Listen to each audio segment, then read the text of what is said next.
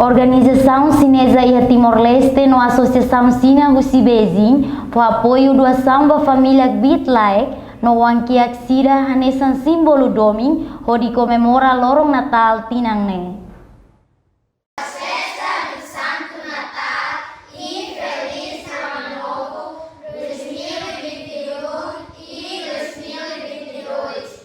Organização Chinesa e Timor-Leste no Associação China Beijing nebe halo negociação e Timor-Leste for apoio sasang onde comemora lorong Natal niang assinado Husi Presidente Associação Comercial Comunidade China Timor-Roang Kathleen Gonçalves no fundador Centro Quesadip Ruak Doutora Isabel da Costa Ferreira Balabarik Bitlaek Sira quinta-feira lorong Sanulu Resineng e a Centro Quesadip Ruak Taipei Sidili. Fundadora Centro Quesadip Ruak Doutora Isabel da Costa Ferreira Hateteng, organização no Associação Chinesa e Timor-Leste, nível lidera Husi Senhora Kathleen Gonçalves, for apoio doação, fós, trigo, mina, inclui brinquedos nebe for individualmente Husi Avó Zape Timor Plaza Dili, ba Wangkiak no família Bitlaek Sira e Dili no município.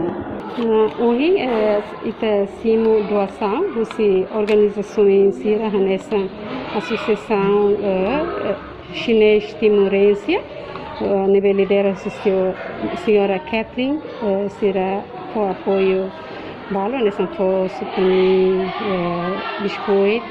Nós associação chinês China Husi Beijing China Sernebe halo negócio e Timor.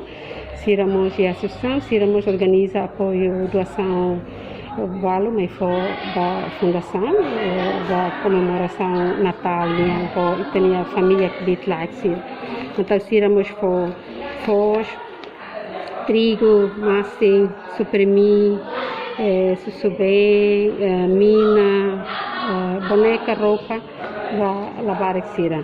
E depois, maca avó Jape, fomos brinquedos, moto 100, pasta gasacoan, ba lavar Sira.